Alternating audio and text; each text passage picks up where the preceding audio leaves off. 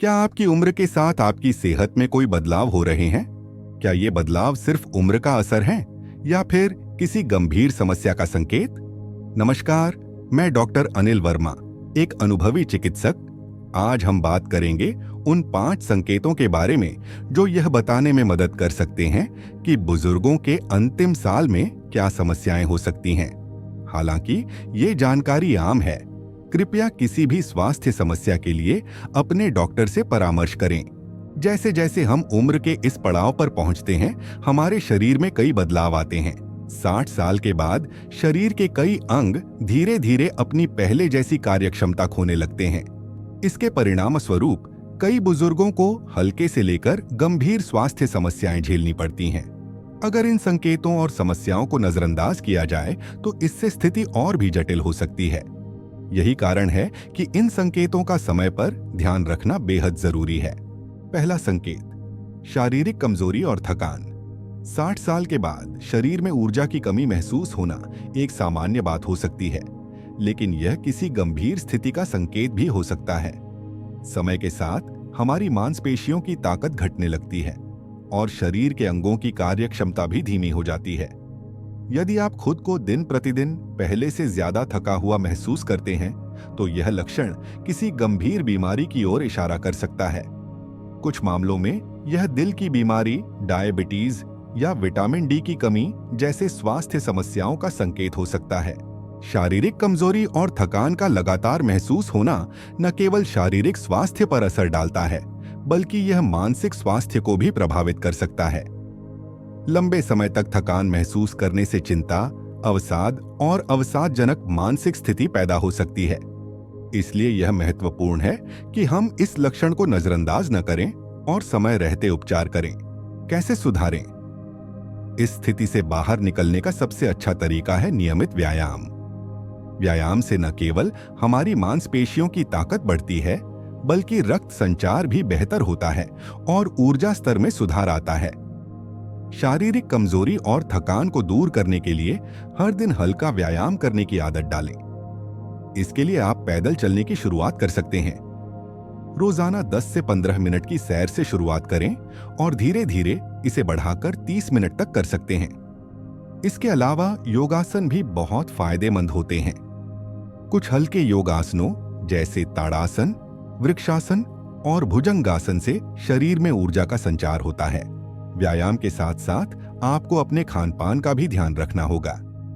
Protein, vitamin और minerals से भरपूर आहार लें, जिससे शरीर को जरूरी पोषण मिले और कमजोरी दूर हो।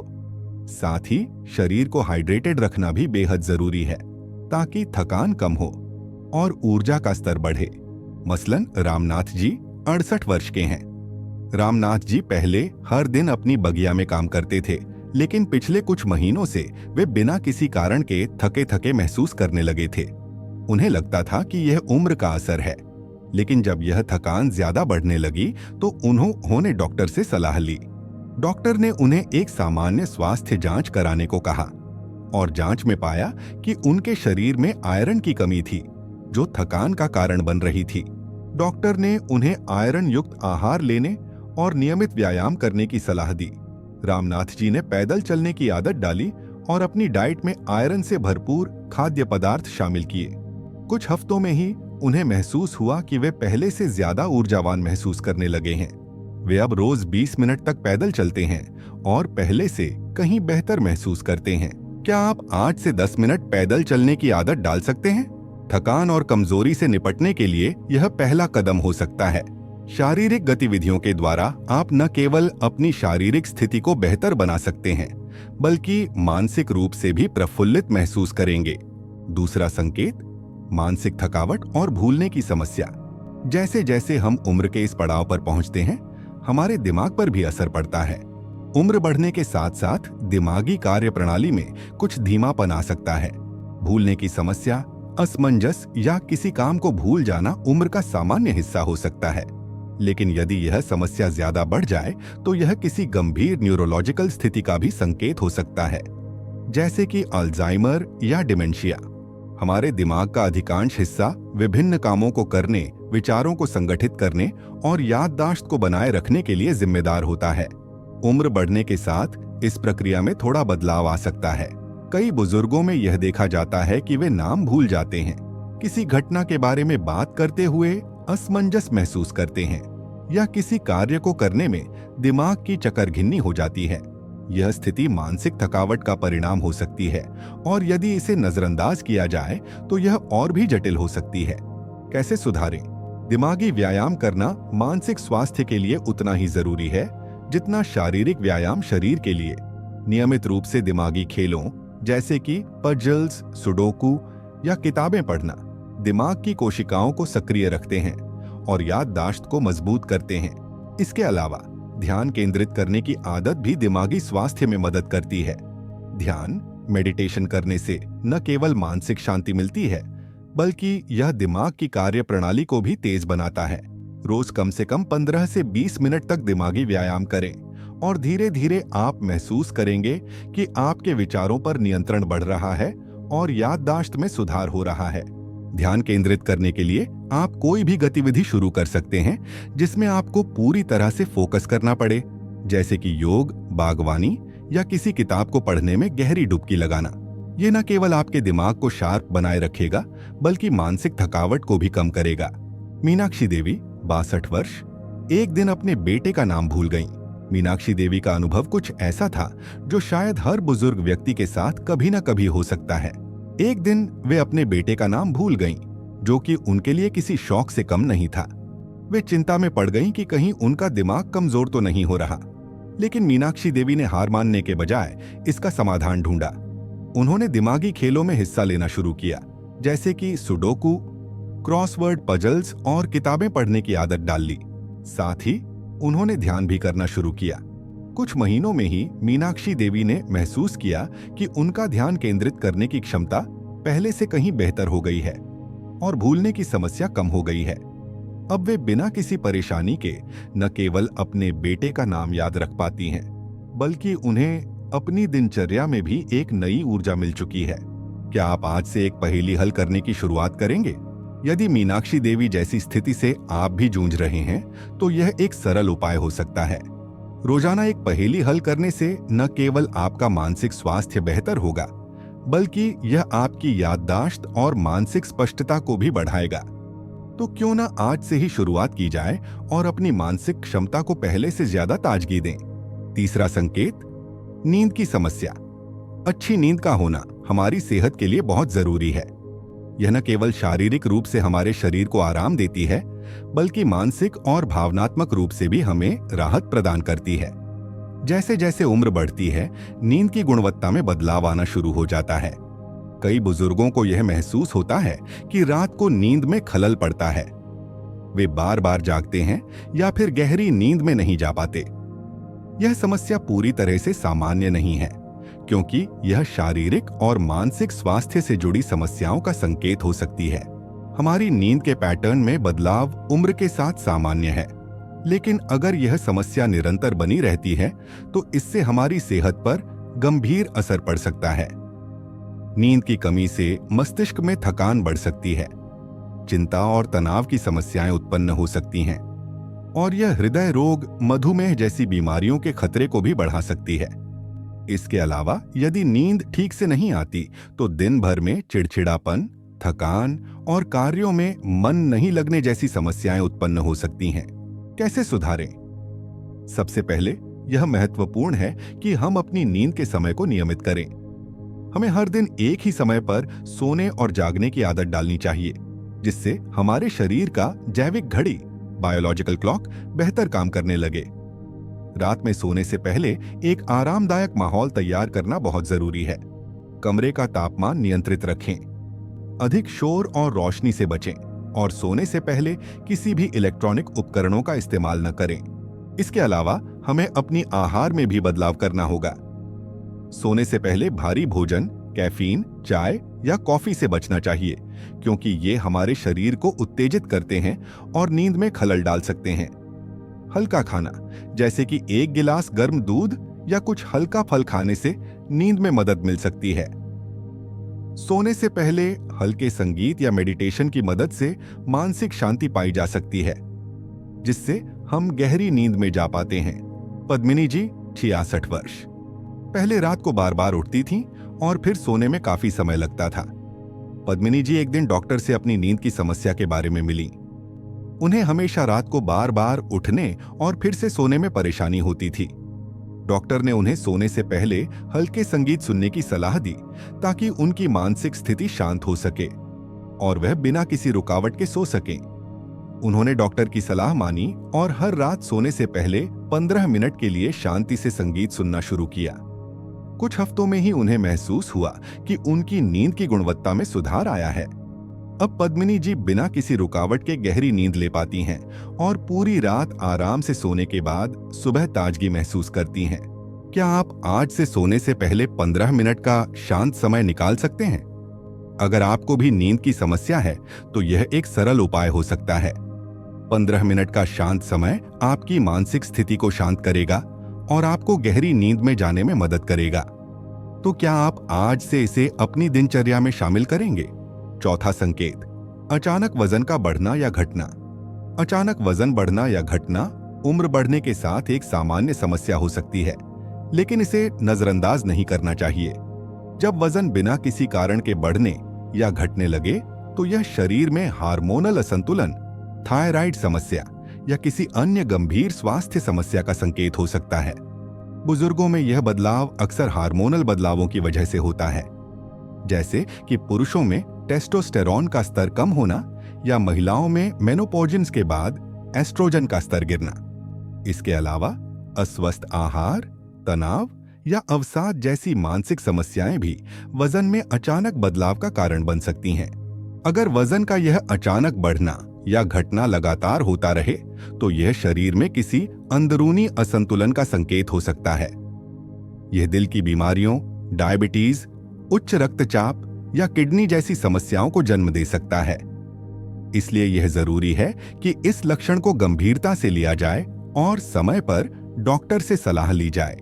कैसे सुधारें? वजन के उतार चढ़ाव को नियंत्रित करने के लिए सबसे पहले आपको संतुलित आहार अपनाना होगा। अधिक तेल, तले हुए खाद्य पदार्थ और मीठा खाने से बचें। अपनी डाइट में फल, सब्जियां, साबुत अनाज और प्रोटीन शामिल करें। यदि आपको वजन घटाना है तो कैलोरी की मात्रा को कम करें, लेकिन शरीर को सही पोषण भी दें। और अगर वजन बढ़ रहा है तो अतिरिक्त कैलोरी की खपत को नियंत्रित करें और शारीरिक गतिविधि को बढ़ाएं। साथ ही नियमित रूप से शरीर की जांच करवाना बहुत महत्वपूर्ण है। डॉक्टर से समय समय पर शारीरिक जांच कराना सुनिश्चित करें ताकि कोई गंभीर स्वास्थ्य समस्या पता चल सके। इसके अलावा तनाव और अवसाद जैसी मानसिक समस्याओं से भी वजन पर असर पड़ सकता है, इसलिए मानसिक स्वास्थ्य का भी ख्याल रखें। योग, प्राणायाम और हल्के व्यायाम से न केवल शारीरिक स्वास्थ्य बेहतर होता है बल्कि मानसिक स्थिति भी बेहतर रहती है। संजय जी 75 वर्ष अचानक वजन बढ़ने की समस्या से जूझ रहे थे। संजय जी पिछले कुछ महीनों से अचानक अपने वजन में वृद्धि महसूस कर रहे थे। उन्हें पहले लगता था कि यह सिर्फ उम्र का असर है, लेकिन जब वजन लगातार बढ़ने लगा और साथ ही उनका शुगर लेवल भी ऊपर जाने लगा तो उन्होंने डॉक्टर से संपर्क किया। डॉक्टर ने उन्हें जांच करवाने की सलाह दी और पाया कि उनके शरीर में थायराइड की समस्या थी, जो वजन बढ़ने का कारण बन रही थी। डॉक्टर ने उन्हें एक संतुलित आहार अपनाने की सलाह दी, जिसमें कम कैलोरी और ज्यादा फाइबर वाली चीजें शामिल की गईं। इसके अलावा उन्होंने हर दिन हल्की सैर करने और योगासन करने की भी सलाह दी। कुछ हफ्तों में ही संजय जी ने महसूस किया कि उनका वजन नियंत्रण में आ गया है और उनका शुगर लेवल भी सामान्य हो गया है। क्या आप आज से एक स्वस्थ आहार लेने की योजना बना सकते हैं? संजय जी की तरह अगर आप भी अचानक वजन बढ़ने या घटने की समस्या से जूझ रहे हैं तो एक स्वस्थ आहार और नियमित शारीरिक गतिविधि आपकी मदद कर सकती है। तो क्या आप आज से ही इस बदलाव की शुरुआत करेंगे और अपनी सेहत को प्राथमिकता देंगे? 5वां संकेत, शरीर में दर्द और जोड़ों की सूजन। उम्र बढ़ने के साथ जोड़ों में दर्द और सूजन होना एक सामान्य समस्या है, जिसे अक्सर लोग उम्र का असर समझकर अनदेखा कर देते हैं। लेकिन अगर यह दर्द स्थायी हो जाए और आपके सामान्य जीवन की गतिविधियों में रुकावट डालने लगे तो यह गंभीर समस्या का संकेत हो सकता है। जोड़ों का दर्द बुजुर्गों में आमतौर पर आर्थराइटिस जैसे रोगों के कारण होता है। यह दर्द न केवल शारीरिक असुविधा उत्पन्न करता है, बल्कि यह मानसिक स्थिति पर भी असर डालता है। जोड़ों की सूजन और दर्द के कारण बुजुर्गों का चलना फिरना कठिन हो सकता है, जिससे जीवन की गुणवत्ता प्रभावित होती है। यह दर्द कई कारणों से हो सकता है, जैसे कि हड्डियों में घिसाव, जोड़ों की सूजन या अधिक वजन का असर जोड़ों पर पड़ता है। अगर इसे समय रहते ठीक नहीं किया जाता है तो यह समस्या और बढ़ सकती है और व्यक्ति को सामान्य काम करने में भी कठिनाई हो सकती है। ऐसे में इसे नजरअंदाज करना खतरनाक हो सकता है और व्यक्ति को और गंभीर दर्द या शारीरिक अक्षमता का सामना करना पड़ सकता है। कैसे सुधारें? इस स्थिति से बाहर निकलने का एक प्रभावी तरीका हल्का व्यायाम करना है, जैसे तैराकी या योगासन। तैराकी से शरीर पर कोई दबाव नहीं पड़ता और यह जोड़ों के लिए बेहद फायदेमंद होता है। योगासन भी जोड़ों को आराम देने के लिए बहुत अच्छा है, क्योंकि यह शरीर को लचीला बनाता है और सूजन को कम करता है। आपको दिन में 15 से 20 मिनट का समय देना चाहिए और धीरे धीरे व्यायाम की अवधि बढ़ानी चाहिए। हल्के व्यायाम से रक्त संचार बेहतर होता है, जिससे दर्द और सूजन में राहत मिलती है।